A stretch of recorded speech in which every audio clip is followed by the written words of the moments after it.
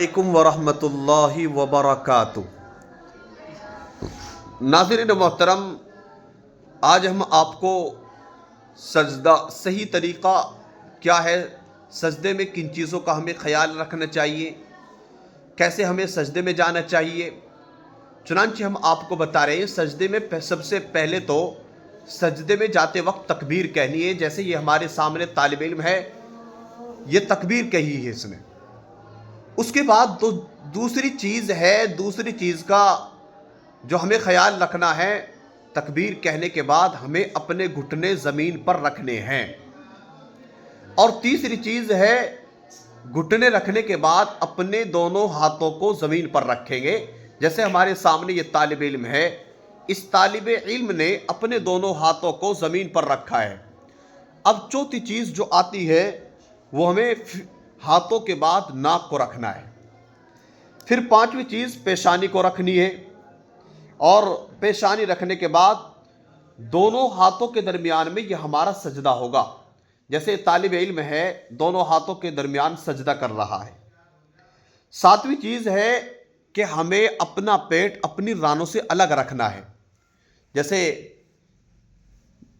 अपना पेट रानों से अलग रखना है, यानी कि रान से हमारा पेट मिला हुआ नहीं होना चाहिए। जैसे ये तालिब इल्म है, ये बता रहे हैं कि पेट अलग रहना चाहिए।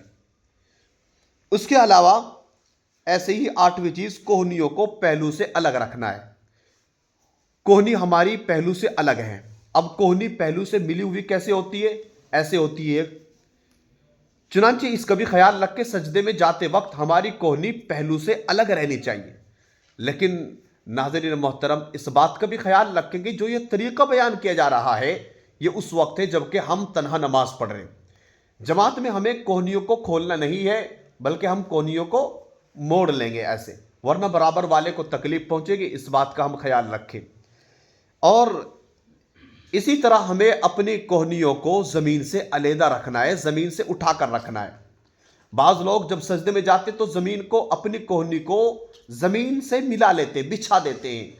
तो ऐसे हमें सजदा नहीं करना है। ऐसे हम सजदे में जाते वक्त हमें अपनी कोहनियों को ज़मीन से ऊपर रखना है। और 11 तरीका यह है कि सजदे से उठने की तकबीर कहेंगे, और फिर उसके बाद हमारा जो सजदे से उठने का तरीका होगा वो ऐसा होगा।